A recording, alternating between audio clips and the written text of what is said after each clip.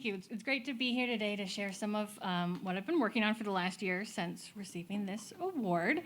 And I want to acknowledge my collaborators on this project. So this is a mentored grant award, and I received mentorship in the analysis and data processing approaches from Daniel Messinger, who's also in psychology, and Xiaoming Song, who's in the Department of Physics. And I collaborated with my former graduate student, Regina Fasano, on this, on this award, which related to some of her dissertation work. She extended the network approaches that I'm going to talk about today for some of her own independent research, and she's now a postdoc at University of Delaware. And so in our research group, we're really interested in understanding language experiences that happen in preschool classrooms, especially preschool classrooms for children who have disabilities and delays in their language development, so children who might have autism spectrum disorder or hearing loss, for example. And when we're talking about language experiences in preschool classrooms, we're really missing, as a field, a lot of information about what's going on. And that's because previous approaches to the study of classroom language have had to rely on manual coding. And so I'm playing you a video snippet of a preschool classroom. There's no sound, and it's a little bit sped up, but not much, because we know they move around really fast and have a lot of fun in preschool. And traditionally, the way we'd have to understand this is by having either an observer coding live in the classroom or videotaping then coding offline, who would have to focus in on one child at a time. So maybe focusing in on this little girl right here. And we'd be able to learn a lot of really interesting things about the symbolic play that she's engaging in here and the conversation she's having with this little boy, and there's another little boy that joined them.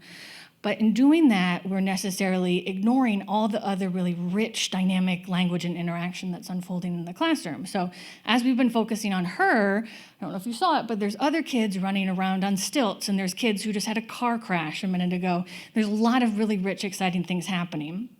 And so in our research group, which we call the Interactive Behavior in Schools, or IDSC project, what we're trying to do is use automated continuous measurement of behavior in preschool classrooms to really understand all the really rich dynamic interactions unfolding in the classroom and how those contribute to language development. And one of the measures that we use, one of these automated measures that we use is what's called the LENA system, or Language Environment Analysis System, which is made up of an audio recorder that can fit in a vest that's worn over the child's clothes. It's very lightweight. They can go about their day. And then it also is made up of software that can process that audio recording and characterize the language environment. So was what recorded speech, or was it background noise? Was it speech made by the child wearing the recorder, or by another child, or by a teacher, to help us better understand what's going on. And at the same time that the children are wearing the audio recorders, we also set them up with these UBSense RFID tags in that same vest so that we can know where they are in the classroom. So we've set up each of our classrooms with sensors that we install in the corners of the room so that the little radio frequency tags emit signals, bounce off the sensors, and we know exactly where they are and which side is their left side and their right side, so we can know which way they're facing. So we can look for when children are engaging in face-to-face interaction. And so to do that, let me bring that up too.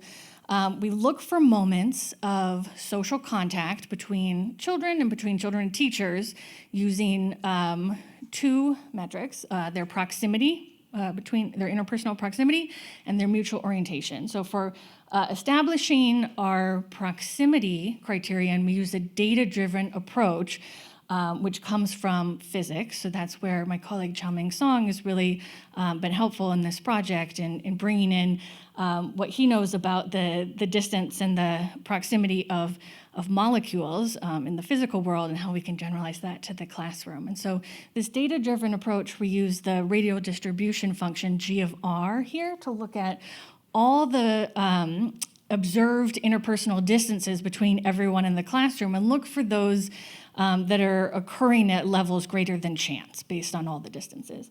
And so here in this particular set of classrooms, I've drawn a vertical line at 1.5 meters because we see there that's the point at which smaller distances than 1.5 is the point at which those are occurring greater than chance. So the horizontal 1 right there. So in this particular set of data, we're looking for instances of near proximity within 1.5 meters.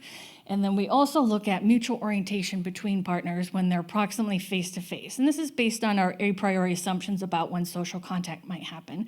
We look for they're within 1.5 meters and they're approximately face-to-face, which I've marked there in the square in the middle. When we see there's also a lot of shoulder-to-shoulder orientations, which is the hot spots outside that, but for now we're just focusing on face-to-face, and we're excited to explore different orientations in the future.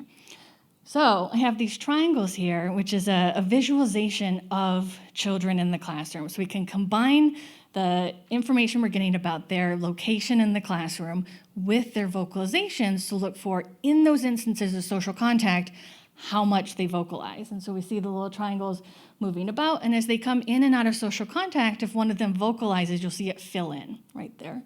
Okay, so that's just an idea of the type of data we can get here. Now for the IDSC project, what I was especially interested in doing is using all this rich data to create social networks. So think about connections in a class as a social network, where our measure of vocalization in social contact could be the weight of the edge connecting children in a network. So each child and teacher is a node in the network, so these circles right here, and they're connected by edges that we're weighting based on the combined rate of vocalizations that each of the partners, each of the nodes there, shared in social contact. So for example, how much A talked to B plus how much B talked to A is that edge connecting A plus B. Okay, so that's the basic idea of the networks. And we have a large data set that we'd accumulated before starting this network project. So these are children in different inclusive preschool classrooms in Miami-Dade County. On average, they're just under 4 years old. And we observed each classroom on average about 6 times per year. So we have over 1,500 hours of recorded audio and movement that we can use to create networks on each observation in the class to start to learn some general properties about preschool classroom networks. Oh, and this is just a sample of 5 classes and visualizations of the average network over the year. Okay, so the project, the IDSC project, I had 4 aims, really trying to understand properties of the network, best way to think about connections between people in the classroom, best way to think about who is contributing to the network, and understand some different network properties. So the first 2 aims here I'm going to talk about together, because these are both about thinking about who should be in the network and what's the best way to think about the connections between them. And to do that, I looked to some of our previous work that had been led by my grad student, Regina, where she found, when she was only focused on networks made up of peer connections, she found that children who had higher what we call degree centrality, so that's the total sum of their weighted edges in the network, had higher scores in a language assessment that we gave at the end of the year. So that's what I'm showing on this graph here. So children who had that higher degree centrality scored higher in this test of their expressive and receptive language skills. And that was true even after we took account for did they have autism or hearing loss or developmental delays.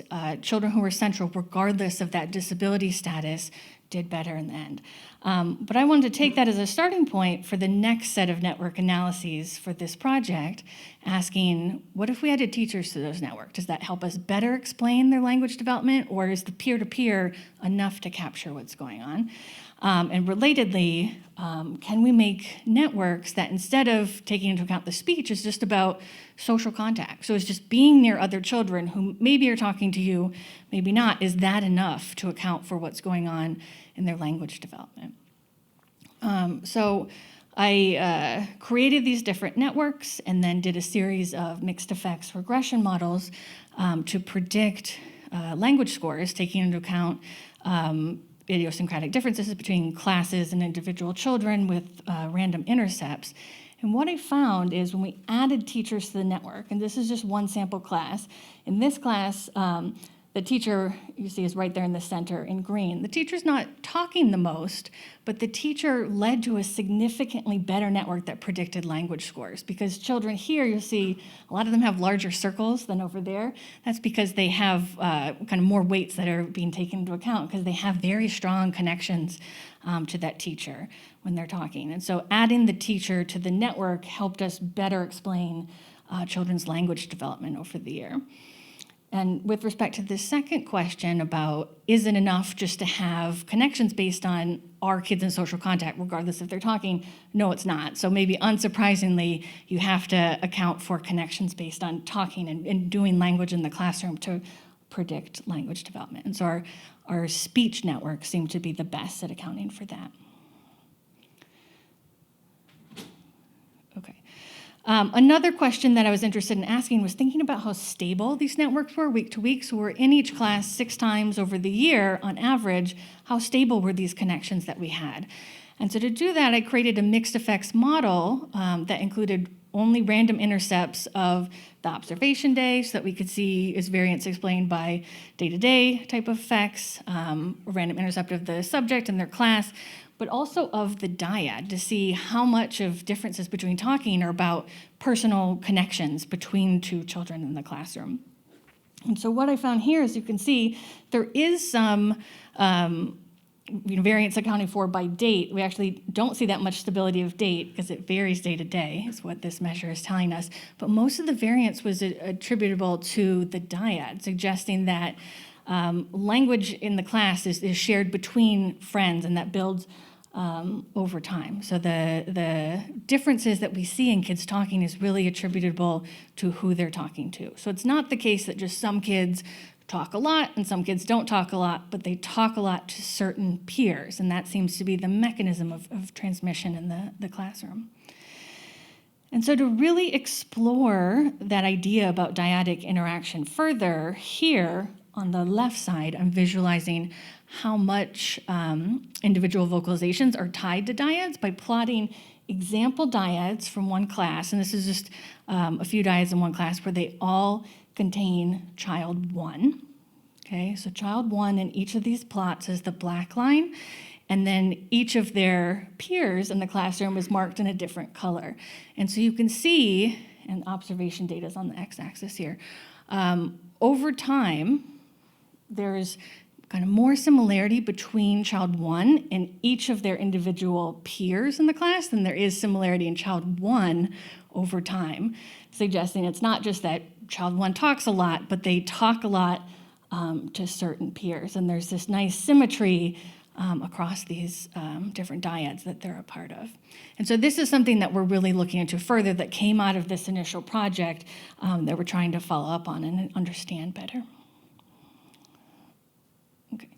And then a final question of the original project was thinking about diversity of edges and strength, overall strength of edges. And really, is it better to talk a lot to just a few partners, may have a few friends that you're just talking a ton to, or we need to talk a little bit to everybody and have overall greater strength? And so initial way that we thought to look at this issue was to compare the predictiveness of children's degree centrality, which is the sum of all of their edges, versus the standard deviation or the diversity of their edges. And we found that the degree centrality, so having overall strength and connections, was more important. But this is something that we're still exploring a little bit further to see what's the best way to think about this original question. So I don't know how I am on time, but I feel like I might be running over here. But a couple ongoing directions. One thing that we're exploring is using new machine learning-based tools to diarize the recordings that we're making in the classroom. So Alice seems to be a promising tool that might have more reliability with human expert coders, and so we've started using that instead of the original Lena. We've also started exploring automated speech recognition tools, including Whisper, and one of the members of our lab has a poster here about the Whisper tool that automatically transcribes speech and has very high reliability with human coders, even of child speech, which is notoriously hard to understand, especially for automated tools like this. And so one future direction for my network line of work, I think, is going to be to explore how specific words get transmitted through the classroom. So we can think about those, the strength of the connections as ways for knowledge to be transmitted. Okay, so I want to thank everybody here for your attention, and of course the children, teachers, administrators, and the large team that helps us do all this work. So thank you.